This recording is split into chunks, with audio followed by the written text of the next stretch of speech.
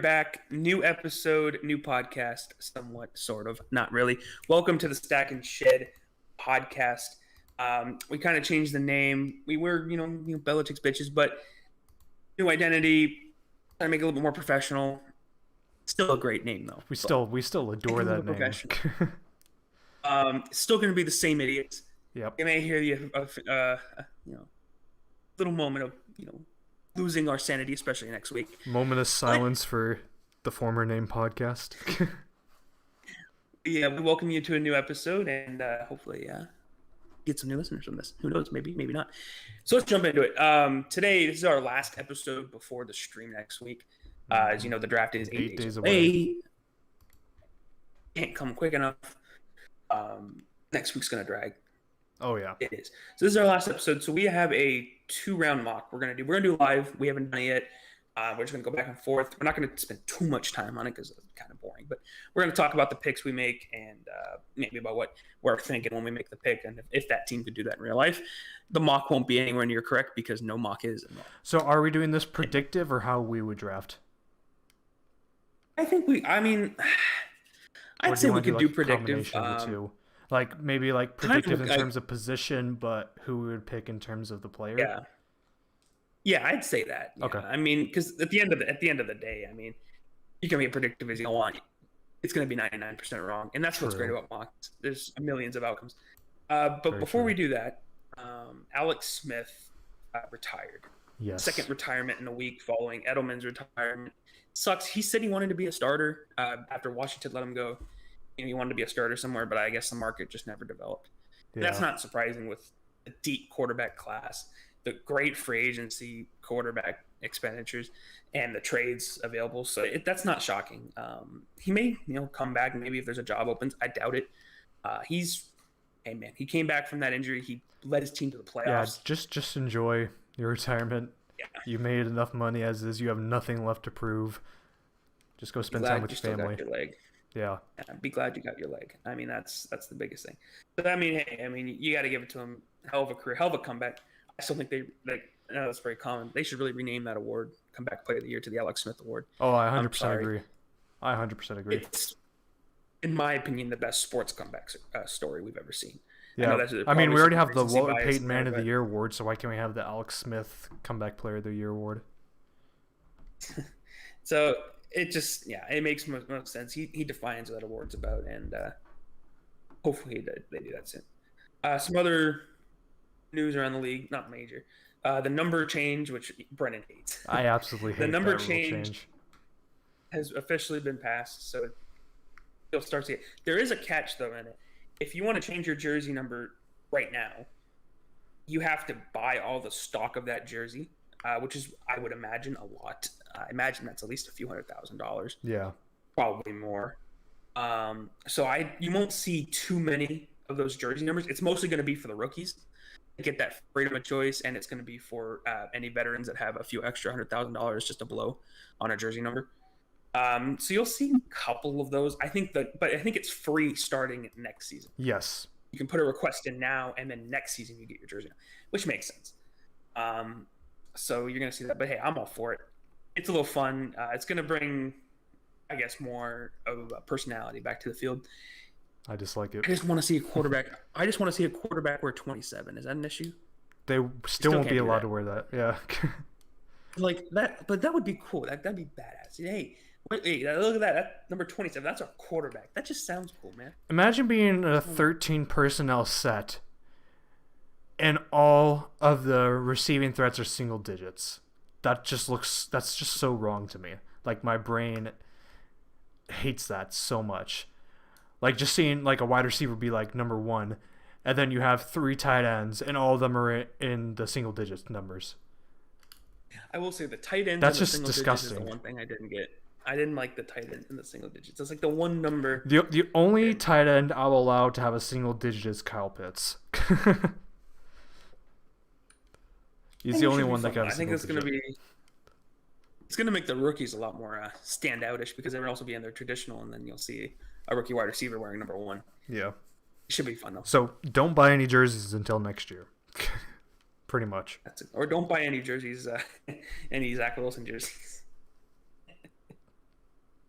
What? You and your BYU Zach Wilson jersey. That was funny. Hey, I got a better one, a much better one. The other one's currently on its way to being returned right now. So The other one looked like a soccer jersey. that was so bad. That jersey was so bad. Like, ugh. That was a complete ripoff. All right.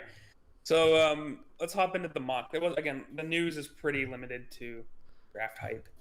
And there's a little story we'll talk about in the mock when we get to the player because he'll be picked top 10. So do you want to do odd or even? You want to just flip a coin? Sure. If I had a coin in. Hey Siri, flip a coin. Oh yeah, I don't have that. Oh, I forgot to turn on the volume. Okay, do you want heads or tails? Okay, let's just say. Heads. Okay, so heads, and what is your pick? I want odd numbers, or no, even numbers. I want even numbers. So if it's tails, then you get odd, and I get even. Okay. Yeah. Flip a coin. It's tails this time. So you All get right, so odd. I'll take the odds. All right, I'll go. Damn, Great. who am So I you- going to pick number one? Great, so you get Broncos. Great. Yes. I don't think we should do any trades. Agreed. Yeah. Let's just keep it normal. Wow, who am I going to pick at number one? This is a bombshell. I know no one expects this. I'm going to go Trevor Lawrence. Just a absolute bombshell. I mean, listen, we've said it before 100 times. It'll be the last time you'll hear me say it until draft night. If the Jaguars somehow don't pick Lawrence, which they are, they've already sent him the playbook, so they're going to pick him. Yeah, and he's But already donated to Jacksonville if they charities. if they somehow don't draft him in like some alternate universe, it is the worst draft decision ever. I don't care how the careers turn out. In a vacuum, that is the worst worst draft decision we've ever seen. If they just take Trevor Lawrence or don't take Trevor Lawrence, they take Fields. I don't even care if it's Zach Wilson. I like Zach Wilson. I don't care. It's still dumb.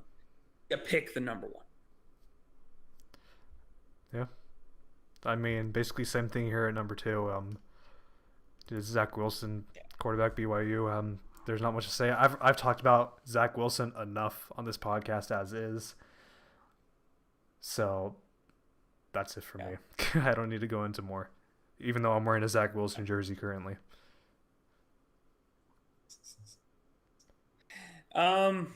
Pick 3. So the 49ers. This is where it gets winning. If I was doing a predictive, or what I hope happens, I really hope they go Mac Jones. Oh, same, 100%. I think we both hope that. I think the Niners are playing some mind games for no reason, just to be, special about it. I think at the end of the day, they're going to go with Justin Fields. I think Justin Fields makes the most sense for the 49ers.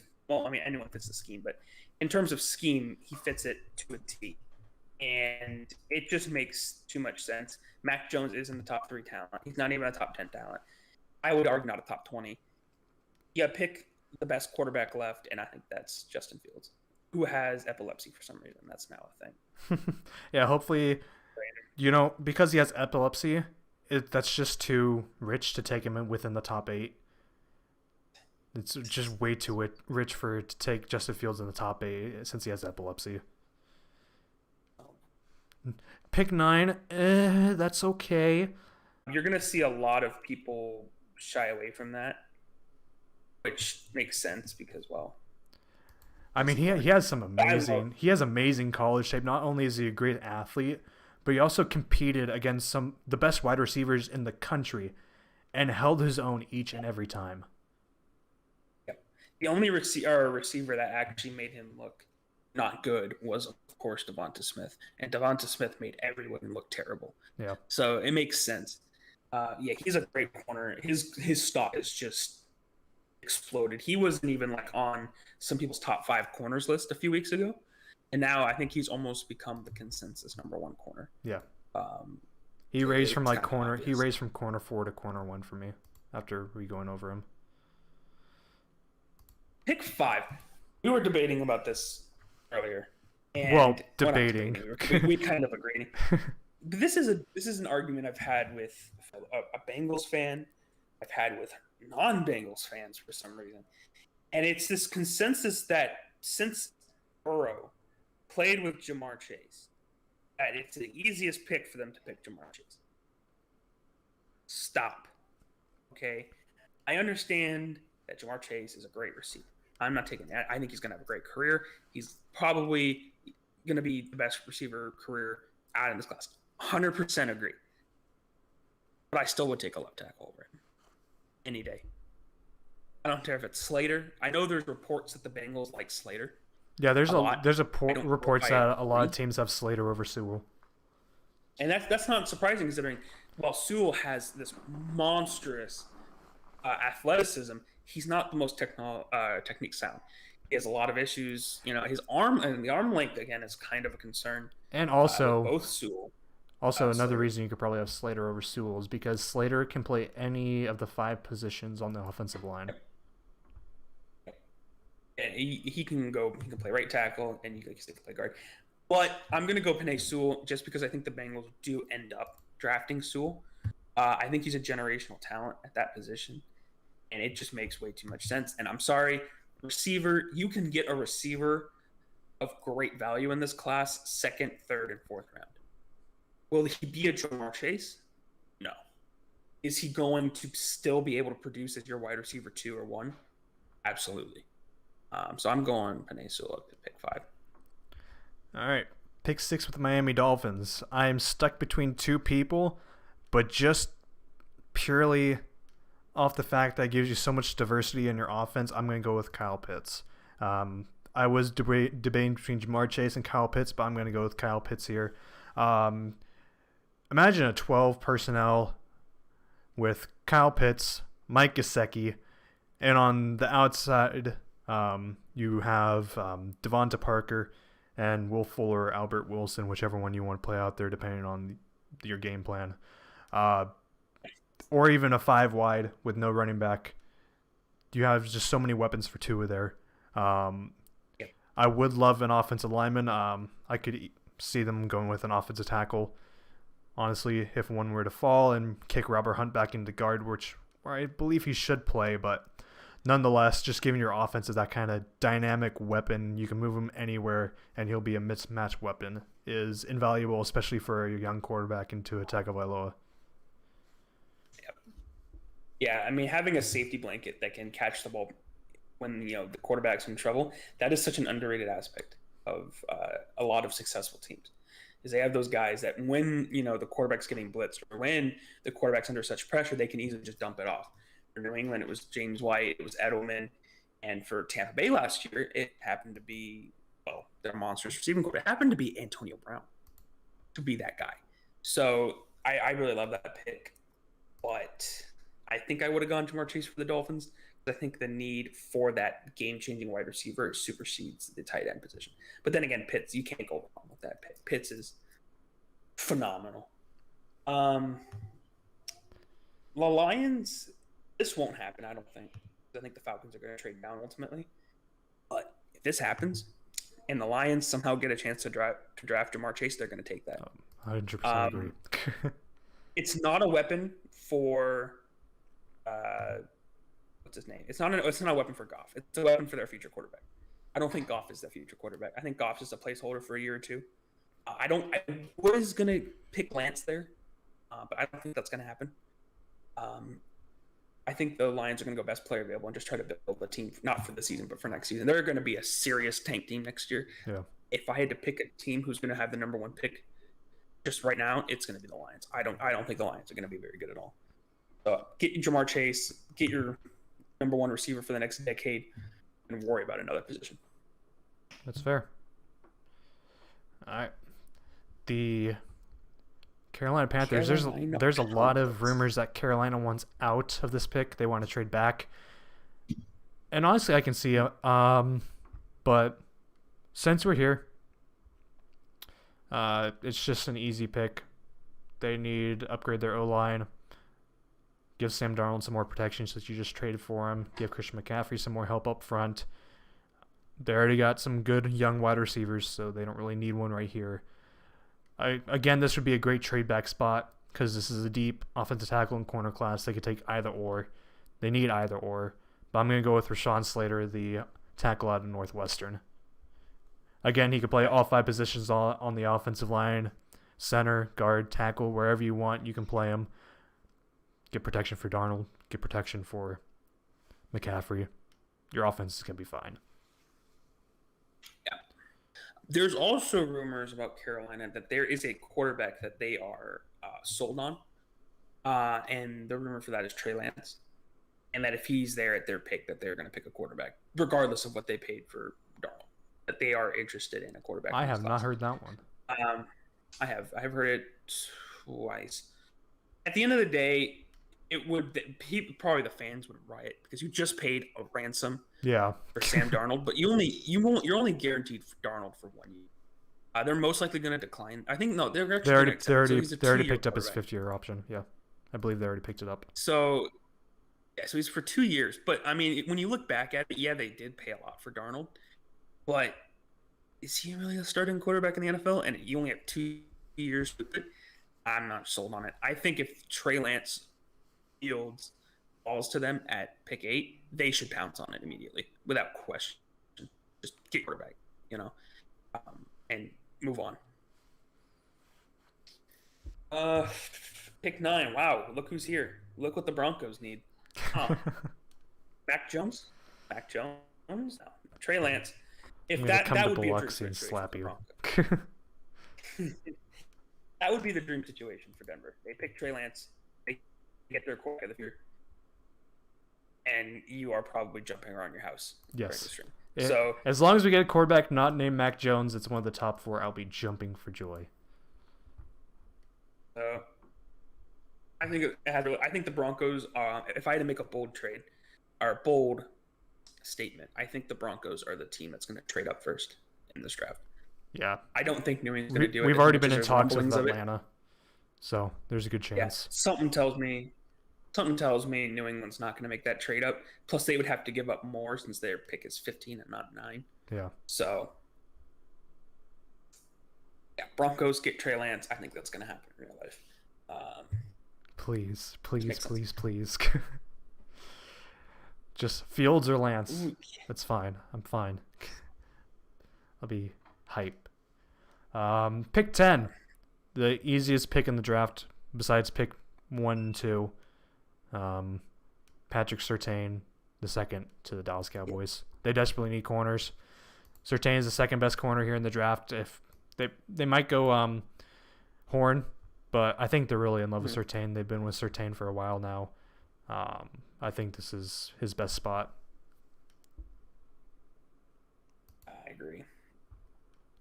That's almost like the most surefire pick, I think, in the top 10 at this point. I think this one also is pretty obvious. It just makes way too much sense. The Giants went out and they signed John Ross in free agency. So people have stopped mocking receivers to them for some reason. I don't get that because I don't think John Ross is that good. But John Ross is a former first-round pick, so you don't need another wide receiver. I think the Giants picking Waddle, it makes too much sense. They should. If he's there, they should definitely waddle that card up to the podium.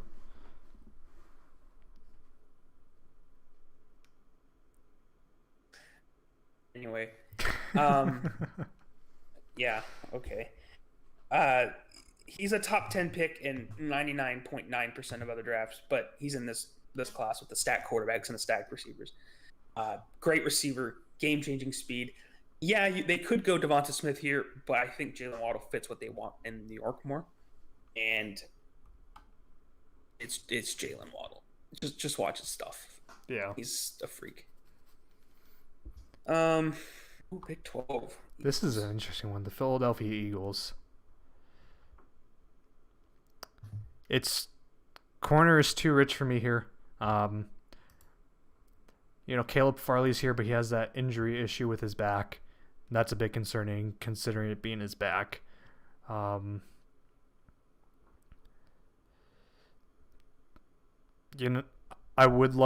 love you guys know how much I love Terrence Marshall, but I'm gonna go with Devonta Smith here for the Eagles. Back-to-back wide receivers. As much as I love Terrence Marshall, and I do think he has an argument for wide receiver too, since this isn't what I would do, it's more of a combination of predictive and what we would do. I'm going to take Devonta Smith here. His weight concerns me. Weighed in at 166. At 6 foot. He weighs as much as I do. That's a bit concerning. But nonetheless, you know, he's a great receiver. Will that translate? I think his skill set translates. I don't know if his body type will translate, but I guess we'll find out. Yeah. The Chargers. The Chargers need everything. Like, Lord, they need everything. They need tackle. They need help, man. But it's obvious the one need they need the most. They need tackle help. Lord, do they need tackles? They should take like 4 of them in this class. They need tackles that bad. No, but I'm going Christian Dad. I always say his name wrong. Darrisaw. Christian Darrisaw. I always say Darrisaw. Don't ask why I have the H. The H is nowhere in his name. Yeah. I don't know why I say it. You do that for a lot of players. Don't ask. Okay, I don't even know either. Christian Darrisaw, he's the best tackle on the board. He's kind of the consensus number 3 tackle on the board, except for me. But he's the majority, so I guess I'll just go. Yeah, he's my tackle 4. I still think Liam Eichenberg is better, but that's just me. I have Tevin Jenkins over Darrisaw. I'm a sucker for Liam Eichenberg. Don't ask why. I just am. You're a sucker for a lot of Notre Dame players this class. Don't ask me why, man. I don't know why, but I am. I hate to see it. All right, so I recently did a 32-person mock draft not too long ago, and I had the Minnesota Vikings selection. And with the way the draft board has went, I'm gonna make the same pick I'm gonna make here, and that's gonna be Jalen Phillips, the edge out of Miami. Absolute great fit for Mike Zimmer and what he wants to do. Pair him with Danielle Hunter. That's a scary edge rush duo. Jalen Phillips would be my complete and consensus number 1 edge this year if it wasn't for the concussion concerns. But putting those aside, by far and away the best pure edge rusher in this class. Not terrible in run defense. Probably needs to level that up a little bit, as does every other player. They need to level something up. But this dude, he has the work ethic. He has the character. He has everything you want, especially from an edge rusher. You just gotta pay attention to those concussions. He didn't have any last year's, mainly while he was at UCLA. But it's still something you want to keep an eye on. But the talent is just too much to pass up on with him and Danielle Hunter coming off the edge. Yeah, I admit, you hyping him up, and NFL Draft Twitter has really started hyping him up too. Yeah, he looks like a monster. It's really down to those concussions. He would probably be a top 7-8 pick without those concerns. Okay, this is the hardest pick I've had to make in this draft so far. Not really because it's the New England. It's because of how the draft has gone. Mac. The top tier no. The top tier receivers are gone. Mac. The top quarterbacks. I am not picking Mac. Okay. You draft Mac, and then you get some cheese later on in the draft. Anyway, I'm gonna kind of go with a little bit of wish fulfillment here. I'm gonna go with the best linebacker on the board. Jeremiah Owusu-Koramoah. No, I have to. He is my linebacker 1. I know he's probably a good amount of teams' linebacker 1. I think he's going to be a day 1 impact player, even if he doesn't play linebacker year 1. Even if he takes a year to bulk up and he plays slot corner safety, it just makes too much sense. He's going to be a hard hitter. He's going to make plays in that position. He's going to be a piece that Belichick can put anywhere on the field at any time, and that's exactly what Bill Belichick wants. He's actually like a good Adrian Phillips. Adrian Phillips can play everywhere, and he just sucks. This is going to be an Adrian Phillips that actually plays good. I mean, Belichick's going to be all over it. I'm excited. I can't wait. I think he's a future Patriot. I'm speaking it into existence. We'll probably get Mac here, and you'll probably hear me cry on stream.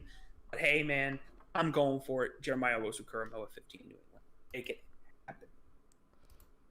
All right, the Arizona Cardinals. This one is interesting, just considering who's left on the board. This pick is almost a little obvious, depending on what you think of their team. I think this could be a really... Yeah. I think this is what I'm going to go with, honestly. You know what? We already got Chandler Jones. We got J.J. Watt. Let's add Christian Barmore to that combination. Yeah.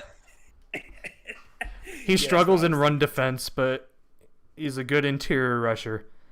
Yeah. Watt, Barmore, Chandler Jones. Enough said. I honestly think I've watched more. I actually, because since people have been hyping up Barmore more, because they've been hyping up Barmore. Pretty good. It's annoying because whenever the experts say something like Kuiper and all them start getting a little high on a player, NFL Draft Predator just takes it to the 12th degree. Yeah. So it's very I annoying. sat down and I watched some more Barmore because I actually didn't really watch him even before the first mock. I'm guilty of being lazy. I know. I think we both are at some points. How he's actually not considered like a top 10, 12 pick sometimes is really weird. His only true concern is he wasn't on the field for some of the crucial like first down plays. Like he didn't really play against the run too much. Yeah, he's not a great run defender. So that's like the biggest knock on him. But other than that, he is an insane pass rusher up the middle. He pushes the pocket so well. Barmore is slowly becoming one of my guys at the interior D-line. I know that's a cop-out because he's a first-round guy, but he's going to be a great playmaker. And if you put him around J.J. Watt and Chandler Jones, I don't want to think about that. Especially with how much Vance Joseph runs base, he's going to be out there a lot. Oh, yeah. He'll have no chance. He'll be forced to play first down. Yeah. This pick... It's the Raiders, and the Raiders are historic for fumbling picks, and they're historic for fumbling tweets. We'll not talk about that, but that was... Yeah, let's not talk about that. Let's move on. I think I'm going to go with Micah Parsons here. Agreed. I'm not huge on Micah. I think Micah, without the character concerns, is still maybe like a 15th or 14th pick. Character concerns are his biggest concern. That's an oxymoron. But he does have that speed to make him a impact player day one. Will he be great? I don't think so. He screams Hassan Reddick for me, and not in a good way. That is literally. I can see that. Yeah, that's fair. He's a Hassan Reddick. He's got the speed. He can rush the passer if needed. He can drop back in coverage if needed. But he doesn't excel at one. He doesn't excel anywhere. And that is his biggest concern is he's got the tools. It's just, where is he going to be? Is he going to be a edge rusher? Is he going to be a blitzer, just like, a Mike? Is he going to come back into coverage? We don't know. Nobody knows. And that's what's going to be the biggest worry about Micah is where is he going to play?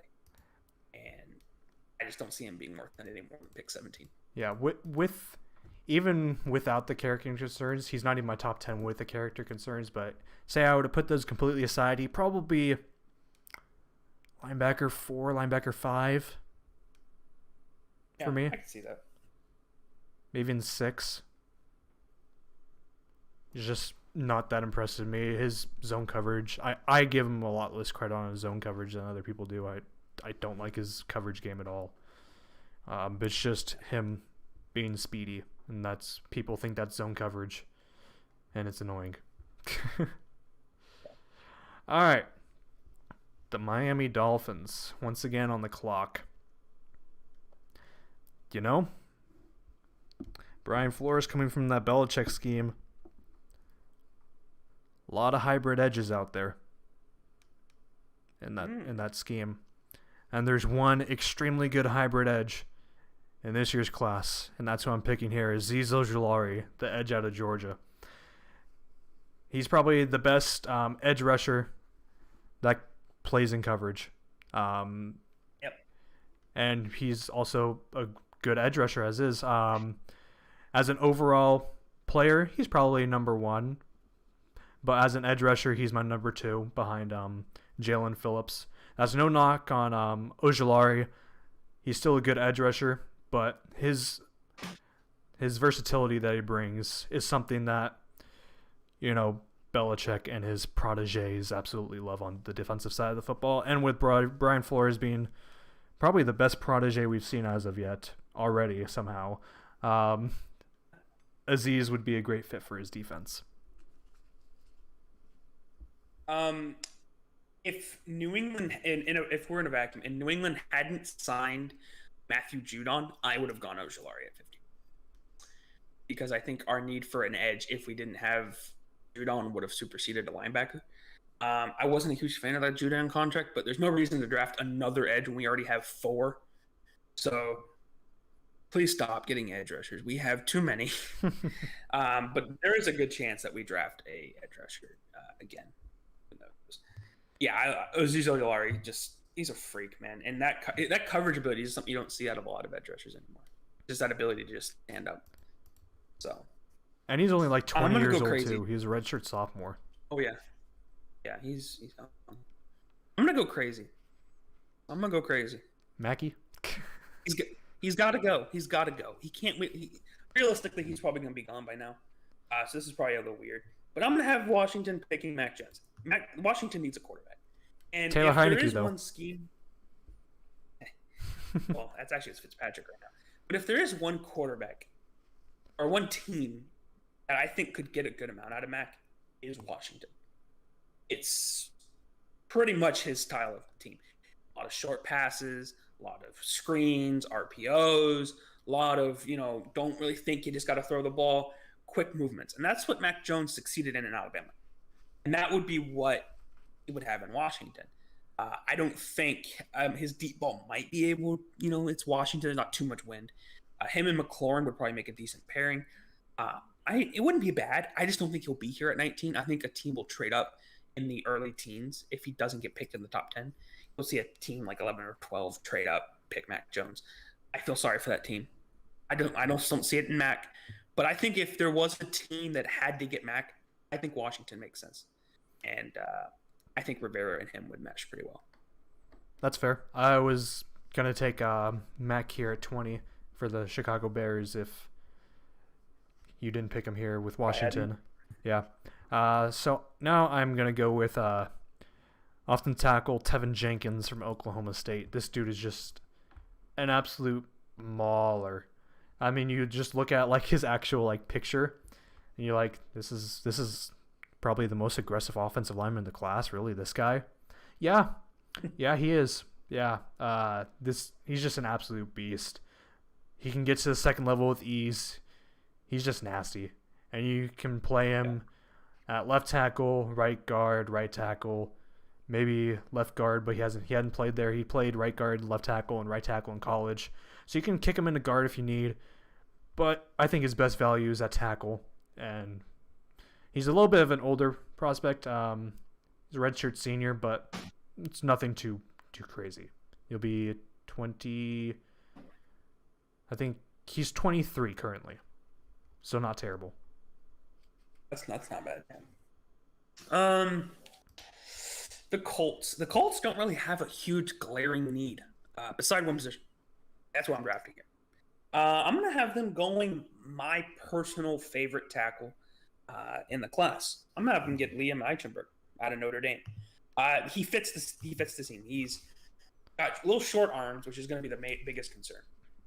His size he's like Isaiah Wynn, pretty much 6'1", barely 300, 33-inch arms. So yeah, concerns. He's not your prototypical left tackle. But he's playing next to Quentin Nelson. And I think that'll make up for most of his shortcomings. He's a great pass blocker. His run block, he's not dominant. That is his biggest concern, is he kind of gets overpowered in the run game. You're putting him next to Quentin Nelson. Okay? And the Colts are notorious for scheming the offensive line around. I think it makes perfect sense. They'll get any tackle here, whether that's Leatherwood, whether that's Self Jenkins is still available in real life. They're going to go probably tackle first round. And I think Eichenberg fits that team perfecto. Him, Quentin Nelson, Ryan Kelly, Lewinsky, I think is the right guard, and Braden Smith, top 3 offensive line of football. It's definitely fair. Yeah. The Tennessee Titans, I can honestly see them having a top 10 pick in this upcoming draft. in the 2022 draft. Some of the moves they made are very head scratching. I do not understand them one bit. I'm going to go with best player available. Even though he has those injury concerns, they, especially after cutting Adoree Jackson, which is a move I still don't understand. I'm going to have them take Caleb Farley, the corner of Virginia Tech. Originally my corner one until I saw all the injury concerns really come to fruition once again, and now he is my corner 4. But Caleb Farley, he's good enough as an athlete. He had a great sophomore season tape, I believe it was, that he's completely comfortable drafting him here. But again, those back concerns, it's going to be something that you could see him dropping all the way to the second round, depending on how teams evaluate him medically.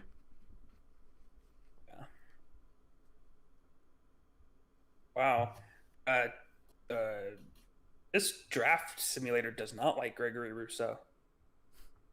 I was going to go Rousseau, but I think Kwity Paye fits the Jets' needs at 23 a little bit more. They got their quarterback in Zach Wilson.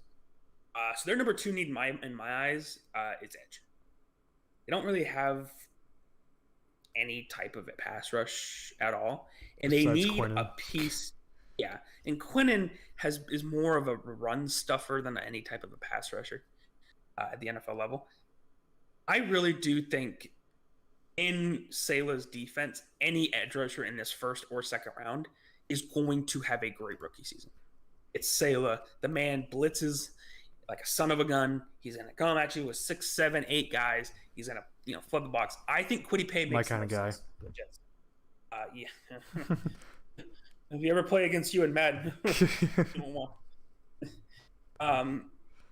It makes the most sense. You could go Rousseau there. You could go any of the edges left. I'm going my personal best available. Kwity Paye, that burst is just insane. And in New York, with that blitz scheme, I think Kwity Paye could have a chance at 8, 9 sacks his rookie year. Fair enough. You know, this guy's fallen this far, especially with some of the retirees for the Steelers. I could go a defensive player. I could go Najee Harris. This would be a great fit for Najee. But I'm going to go with Elijah Vera Tucker, the interior offensive lineman out of USC. They had, I think, 2 interior offensive linemen retire, right? Or was it just their center, Pouncey? No, it was Pouncey. No, it was just like the Pouncey brothers retired. Yeah. So I think that's probably what you thought. And David DeCastro's getting up in age. That offensive line isn't what it used to be. You know, let's solidify at least the interior, get Elijah Vera Tucker and David DeCastro in for as long as you can. And you could easily find a running back in the later rounds because that's what running backs are. Yeah. I am going to take your favorite player. My bad, bro. Jacksonville. They pick Lawrence. Hallelujah, your savior's here, right? Yeah, he still needs a lot. It's not over once you pick Lawrence. They still have to have a good draft. But I think if they were to make a statement with their second pick, it would be to get a receiver to pair along with Shark, however you say his name. And you know what? I've given up on that. Him and Chenault. And who fits that receiver mold perfectly? It's your boy, Terrence Marshall. Do I think he's better than Tony? I don't know. Yes. But I think he fits the mold of what Jacksonville needs. I think he fits literally perfect. Him going this late is honestly robbery because he's that good. Any receiver going this late is just stupid because they would be a wide receiver 1, 2, and 3 in other classes. Great receiver for Jacksonville. Trevor Lawrence gets a number 1, and Jacksonville has one of the better first rounds, I think, out of the draft, if that happens. That's fair. The Cleveland Browns. Ooh, the Brownies. This is a very interesting one. I have so many places I want to go. I could go edge here with, say, a Joe Tryon or Jason Oweh, or go someone really developmental with a Gregory Rousseau to pair with Myles Garrett. If he was still here, I would have gone with Christian Barmore right off the bat.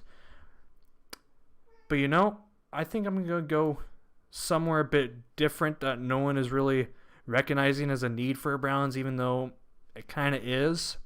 I'm going to go with Jamin Davis, the linebacker out of Kentucky. They need a linebacker. They need a linebacker 1. They don't really have one. Their current linebacker depth, you got at their starters, you got Jacob Phillips, Anthony Walker, and Sion Taketake. Any one of those really strike you as a linebacker 1? No, me neither. Let's go with Jamin Davis. Absolutely great in coverage. Athletic freak. He had better pro day numbers than Micah Parsons. And he doesn't have the character concerns. My linebacker 1 to the Browns at 26. That is a good pick for the Browns.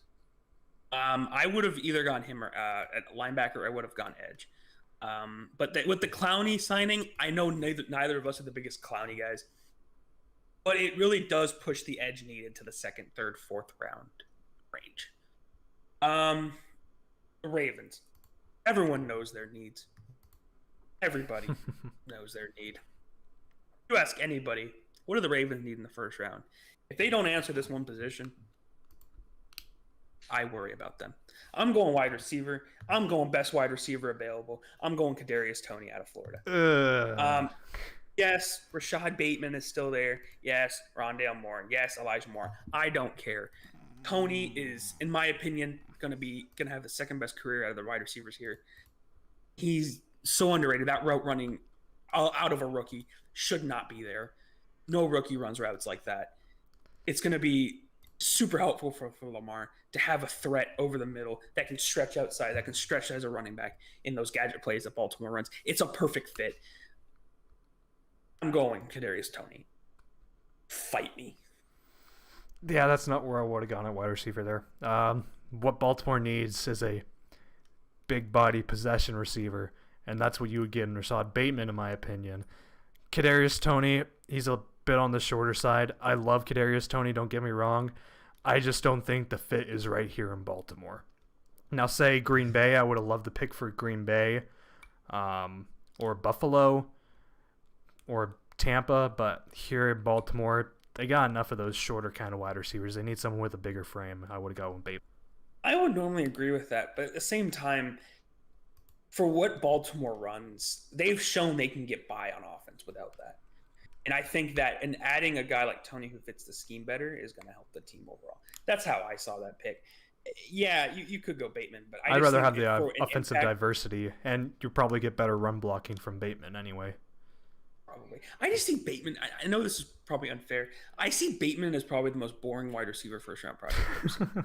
He is just so, and I don't mean that in a bad way. He is just so boring. He's good. I don't think he's bad, but I don't see a 1st round talent out of him personally. I don't see it. He's got the height, weight, speed. He's got the route running. He's boring, man. Kind of like the Mac Jones of wide receiver. He's good, but he's good. I don't know. I don't see it, but I understand that your thought process on that. All right, the New Orleans Saints. Boy, I would go with an edge here, but they traded up for Marcus Davenport a few years ago. And plus, I don't really think any of these edges fit necessarily a 4-3 unless they add some weight. The only one probably you can go with is Gregory Rousseau here. But I don't think the Saints want to take a chance on another developmental edge after just trading up a future 1st round pick for Marcus Davenport not too long ago, and we all see how that kind of turned out, and letting Trey Hendrickson go, who had a great season. Probably smart on that part, but I don't think they're going to pair with someone with Jordan Cameron at this 1st pick. I'm going to go with Asante Samuel, the corner out of Florida State. Pair him with Marshawn Lattimore. Build that defense back up. Because, honestly, you have Marshawn Lattimore, but that's really all you have in terms of corner. You got Patrick Robinson, your cornerback 2, and your starting nickel corner is probably Haley Grant or Keith Washington Jr. Get Asante Samuel. build up that secondary. You have a great safety tandem, and you got a young Chauncey Gardner-Johnson as well as at safety. Get Asante Samuel. Build up that corner room. That secondary will be good. Yeah. Oh wow! Look at this. The most boring wide receiver first round project meets the most boring franchise. Yay! Perfect fit. Rashad Bateman to Green Bay. Green Bay could go a lot of places. They could really go. They could go linebacker because their linebackers are pretty bad. They could go corners, but I mean, I don't know about the corners left as a first round guys. Greg Newsome, Eric Stokes. I mean, they're good, but they're not. I don't know if they're first round caliber corners, especially with the depth at corner with Melon Fonwu, all the corner safety duos you have. Get your receiver. Is he the most exciting? No, but he's going to pair with Devontae Adams well, and that's really what you need. They complement each other well, and give Rodgers a break. So give him a first round receiver, mainly so people can stop talking about it. It is very annoying. You'll be talking about you'll be talking about math, and then there'll be like some Packers fan that comes in and say, "Hey, did you know that the Packers have never drafted a skill position player in the first round?" Every time, without fail. I'm sick of hearing it. Get him the receiver, please. It's fair. I beg of you, please. I so badly want to go Najee here. Do it. But I know that's such a luxury pick, and they still have defensive needs. I mean, just looking at their edge rushers, it's not inspiring. Jerry Hughes and Mario Addison. It's definitely not inspiring. You can always find running back later. Running backs, not a good first round pick. Give me Joe Tryon, the edge rusher out of Washington, for the Buffalo Bills. Joe Tryon.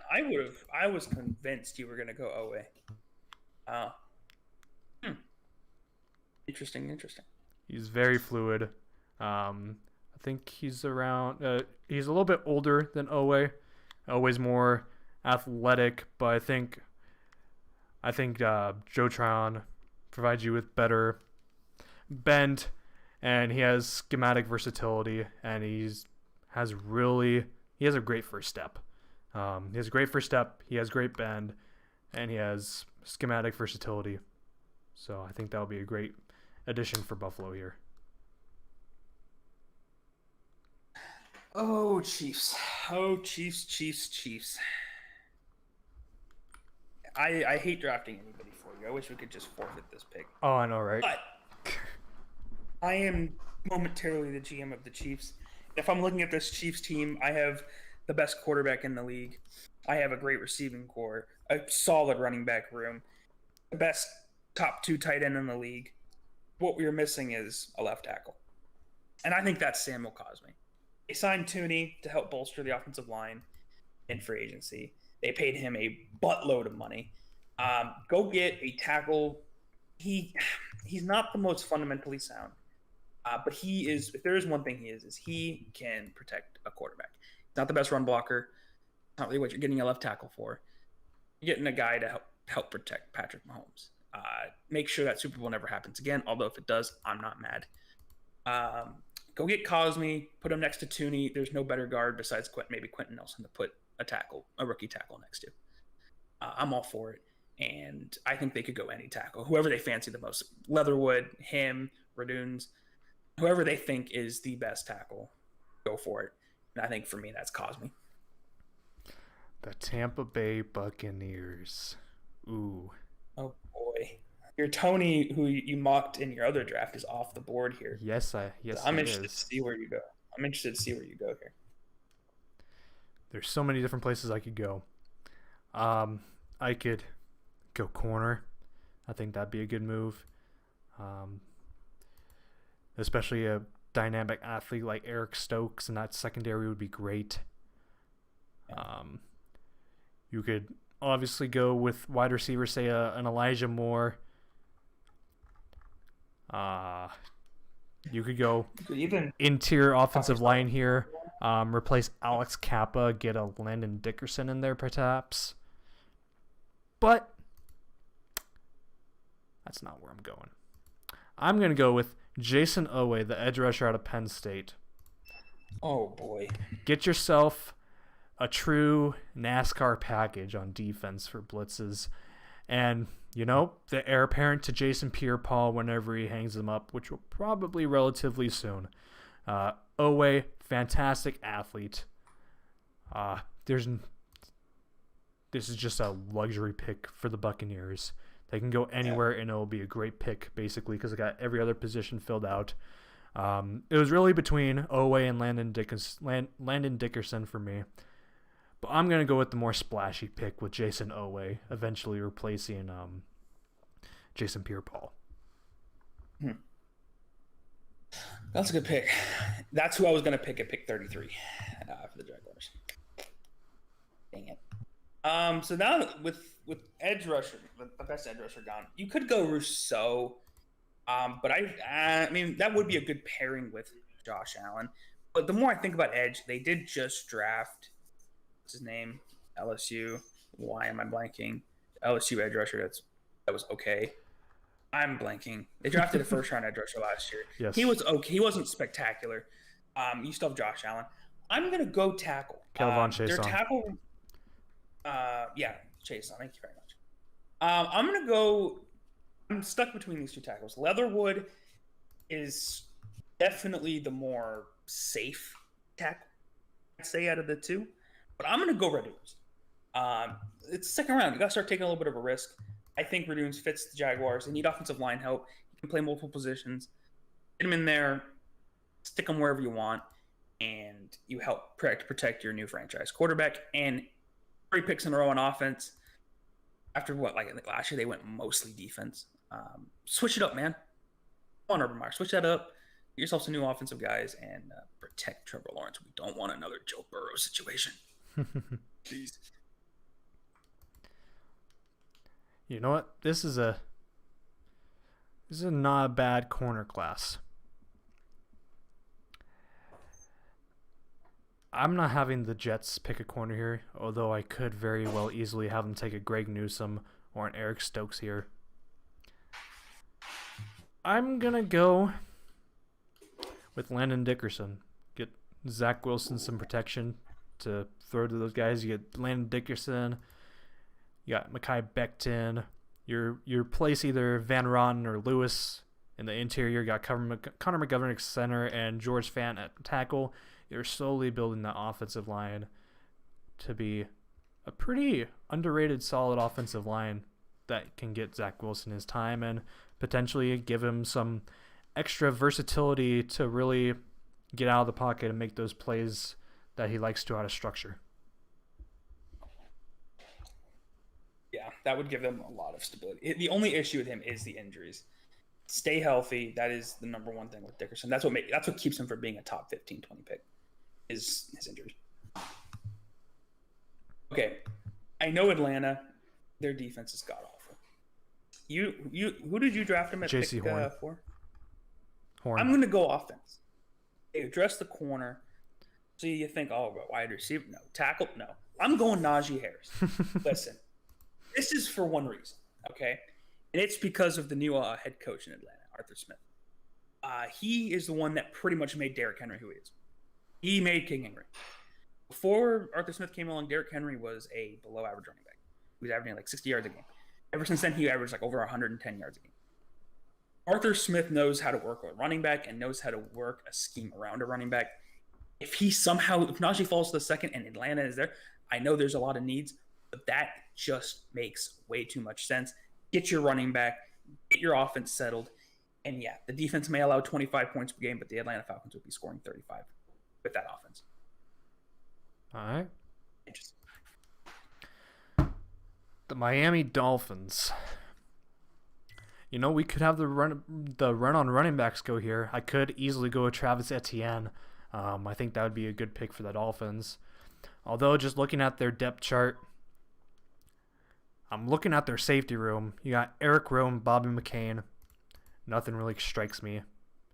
I'm going to go with Trevon Moehrig, the safety out of Texas Christian University. That's the pick here. They already have a great secondary in Byron Jones, Xavier Howard, and first round pick from last year, Noah Igbenogany. Just add another piece to that secondary, and for how did I already forget his name? Wow. Wow. Flores, thank you. Yes. I don't know how I forgot Flores' name. I mentioned him like 3 times in my earlier pick with Aziz Al-Jalari. Get Flores another dynamic, versatile weapon, but this time in the defensive back room. And that's Trevon Moehrig. All right. I just realized we have this guy still on the board. Total Draft Pack has him as the 19th best player. He's here at 37. Zavon Collins out of Tulsa. Eagles need Lord knows the Eagles need linebackers. I'm gonna have him go Zavon Collins, best linebacker available. They've already got their wide receiver need filled out. Help start restructuring that defense. That defense is probably still a year or two away from any type of competence. Hey, get you a signal caller for when that time comes. I think it makes sense. He's kind of an all-around guy. Go get him. Best linebacker available. You could maybe go corner, safety, edge. You could go anywhere for the Eagles. The Eagles need help everywhere. So yeah, linebacker. That's definitely fair. The Cincinnati Bengals. It's the Bengals. This is interesting. Looking at the wide receivers currently available,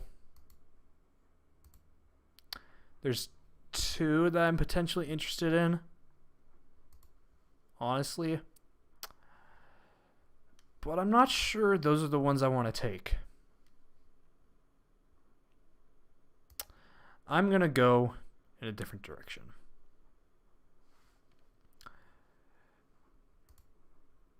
Yes, I'm going to go in a different direction. I could easily bolster the offensive line here. I could easily add to the secondary with Eric Stokes. Those are the 2 positions I'm leaning between. I'm leaning between Creed Humphrey and Eric Stokes right now.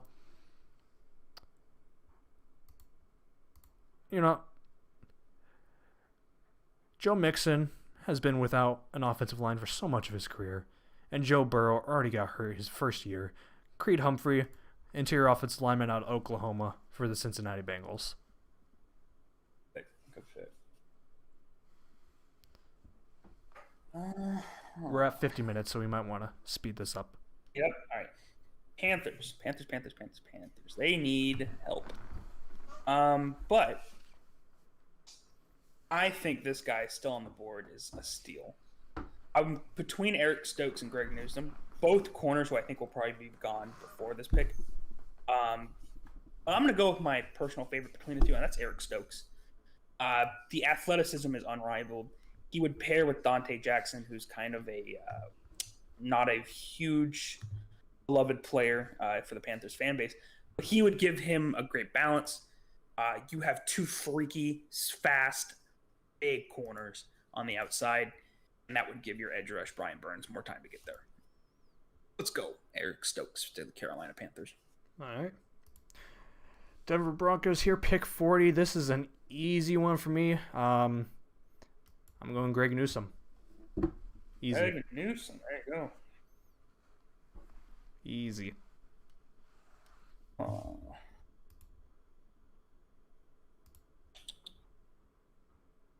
Alrighty. Oh my god, I almost pressed the draft button on a player I did not want to draft. I don't know how he's still here. He's gonna go way earlier than this. I'm gonna go Gregory Rousseau to Detroit. You're going off best player available in this pick. Like I said earlier, Detroit needs everything.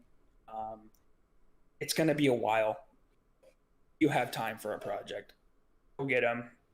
He's gonna have his rough patches, especially in Detroit. But hey, man, I trust Dan Campbell to get something out of it. All right. The New York Football Giants. You know what?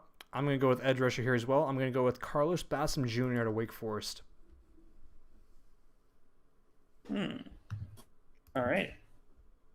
Why is he not showing up on my screen? There he is. Okay. 49ers. They drafted quarterback with their first pick.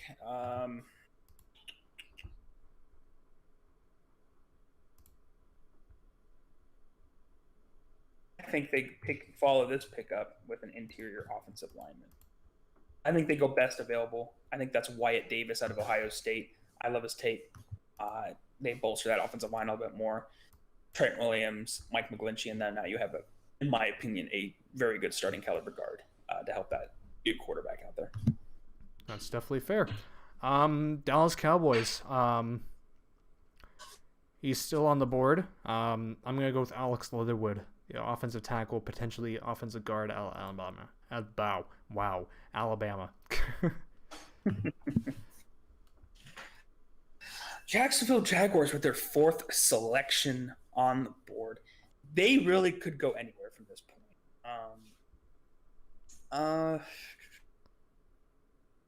Who's that linebacker? Yeah, not really the best linebacker stuff.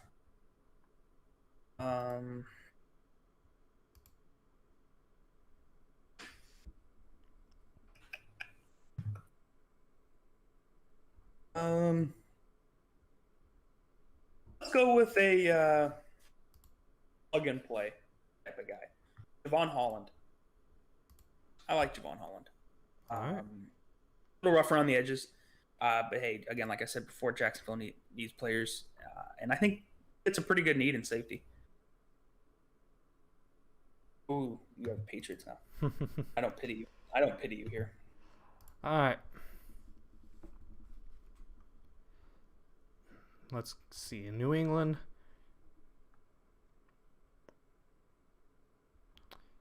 I think I will go with... I'm going to go with Dyami Brown, the wide receiver out of North Carolina. Okay.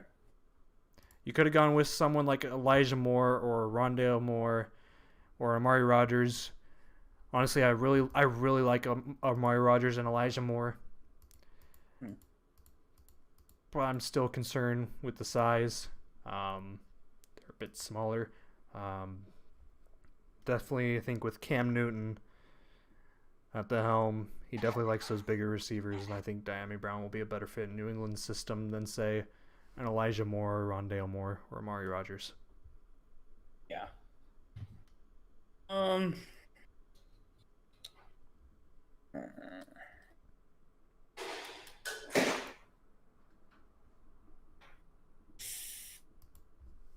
This is actually pretty hard at this point.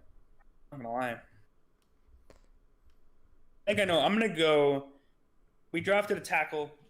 I don't think going with another. I don't think starting 2 rookie tackles makes the most sense, and especially in the current day NFL. So I'm gonna go with a.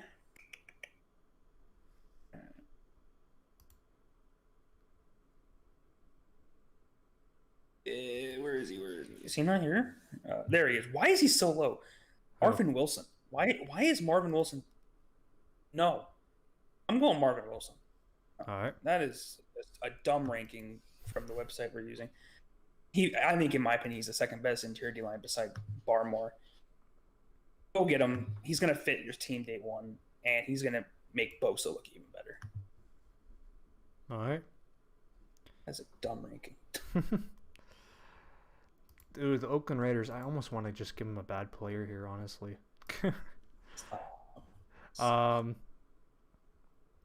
Yeah, they got rid of basically their entire offensive line this offseason for no reason. Even though I really like this guy, I'm going to go with Brady Christensen, the tackle out of BYU, for the Oakland Raiders here at the 48th pick. Not bad. The Cardinals. I think this pick makes the most sense. Wait.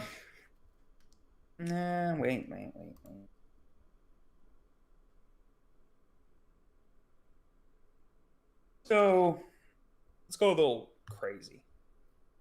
Because why not? Let's go with a corner here.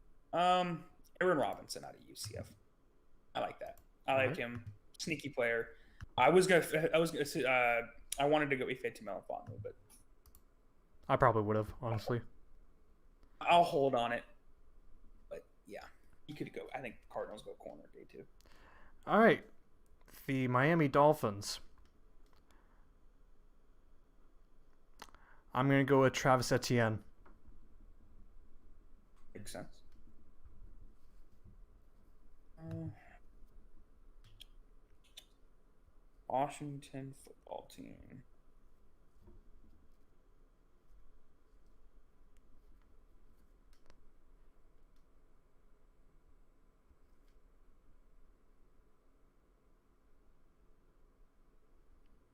God, we have decimated the offensive line class here. The only ones left are like Jalen Mayfield and Jackson Carman and Spencer Brown and Walker Little. It wasn't he's a little injury concerns about me. I think I might have to pass that right now. I'm gonna go wide receiver. I think I'm gonna go Elijah Moore. Some people have him as a first round player, pick 51. The receiver isn't their most pressing need, but at the same time, with what they need, I don't see that value yet at this pick. Elijah Moore, best player available. All right. Chicago Bears. Kyle Trask, the quarterback out of Florida. Hey, it's my dude. I don't That's my guy. I'd rather take Davis Mills or Kellen Mond because they're more toolsy, but I'm gonna take Kyle Trask. So Tennessee Titans. You know what? I'm gonna go Joseph Osai out of Texas. Again, they're building for the future. They're not looking. I don't see them really competing much, especially with how good the AFC South is going to be next year. Mm-hmm. Give them a kind of a developmental edge rusher. They could develop. That's fair. Something to put alongside Bud Dupree and Harris and Landry to somewhat make it look like a pass rush. The Indianapolis Colts. I'm gonna go with Ifeatu Melifonwu for the Colts. Yes, sir. Good pick. I like that pick. Pittsburgh Steelers. Oh boy, look what screen I'm at. It's the corner screen. There's one corner here that I think that's a good fit for the Steelers. I'll see if you take him. I think there's multiple. Tyson Campbell, I like. Paulson Adebo is pretty decent. Of course, you know me and Israel Mukuamu.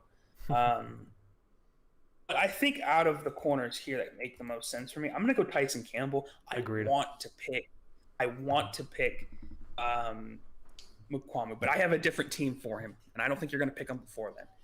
So I'm gonna go Tyson Campbell. He fits the Steelers cornerback mold, whatever that means. You know what I mean? Yeah. That's a one corner I'd probably pick for them. I think that's a good pick. The Seahawks, man, they have so many needs. Oh yeah. It's not even funny. I would go with edge rusher. I think we've kind of demolished edge rusher for a bit. Oh yeah. My next edge rusher I wouldn't take because he's not a scheme fit for Seattle. So I think I'm going to go with secondary here because we've also decimated the offensive line for the most part. And they just got Gabe Jackson. So, yeah, I think I'm going to go with secondary.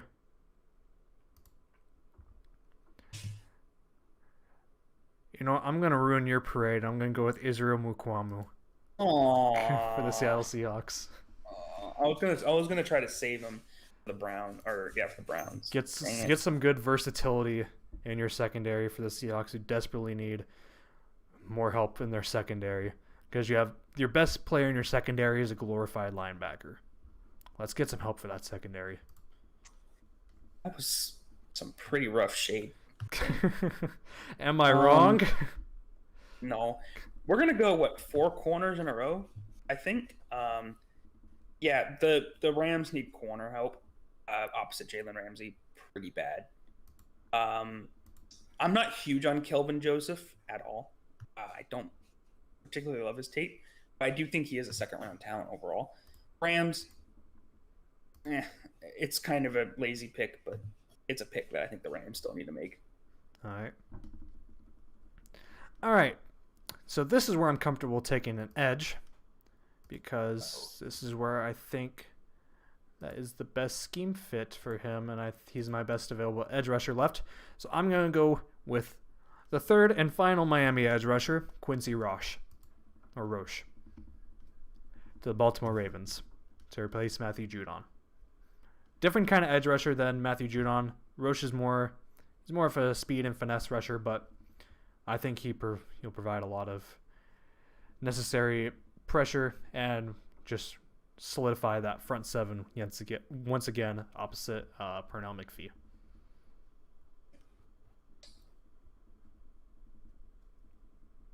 We have decimated just certain positions here. Like it's pretty bad, man. What have we done here?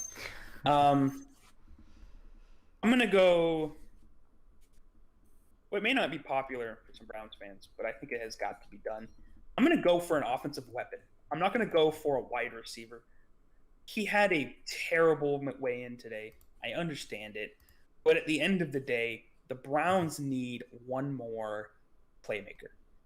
Don't really need a wide receiver per se. They don't really need a running back per se, or even a tight end. They just need a playmaker, something to make some things happen. And I think adding Tutu Atwell, Jatavius Atwell, however you call him, if you add that into the Browns, it makes them a really scary offense, even more than they already are.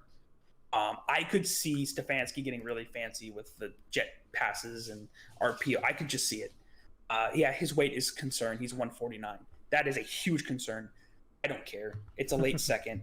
I think the Browns have that luxury to pick him there. Fair enough. The New Orleans Saints.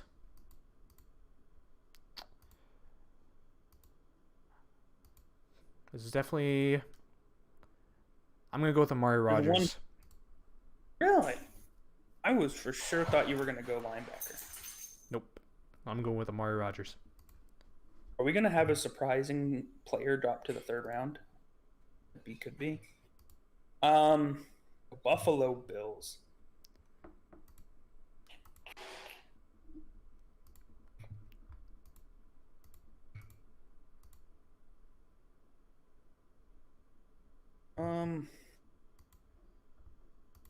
God, we have decimated corner so bad.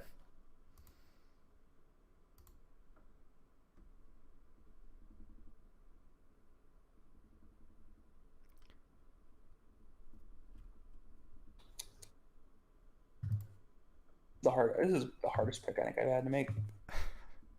Gotta make it at some point. This is rough, man. You know what? Amson is your doing. Kind of had his draft stock. All right. Okay. But I think he fits the Bills' play style. Yeah, they need a little bit more help up front, but I think adding that type of a piece with Micah Hyde, Tre'Davious White, the other corner safety they have that's pretty good. He's a guy that can play on some pretty good packages and might be able to sneak into linebacker on some plays, especially on third and long. All right. I would consider offensive tackle here for the Packers because when you're starting Billy Turner as right tackle, that's kind of concerning. But as we've said before, we've kind of decimated offensive tackle. That is for sure. But, there's still one left available. I think he's the best one by far left available. I'm sorry, Packers fans, but you got to deal with the injury concerns. Walker Little, Stanford. Yeah.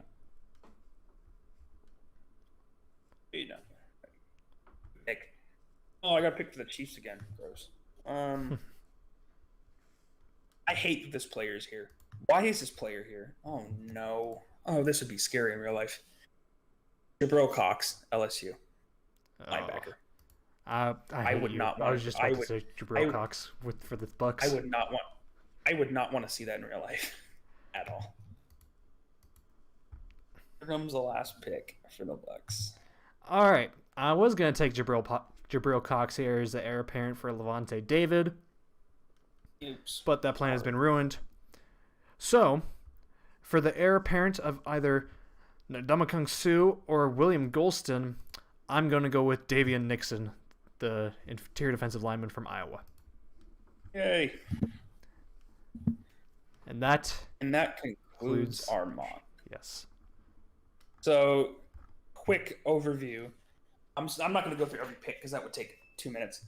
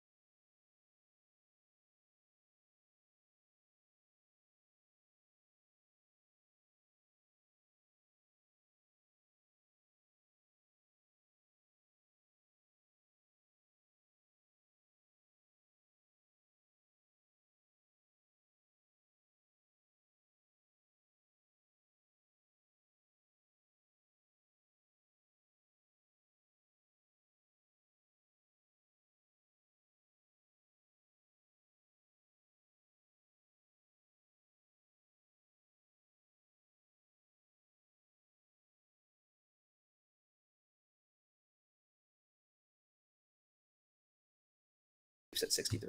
Yeah, I definitely don't want to see that pick happen either. Jabril Cox to the Chiefs. I was really hoping to take him there in Tampa Bay, but nonetheless, that was a good draft all the way around. I only messed up one pick. I accidentally selected Travis Etienne when I meant to select Jamin Davis, so I just selected Jamin Davis when I selected Travis Etienne.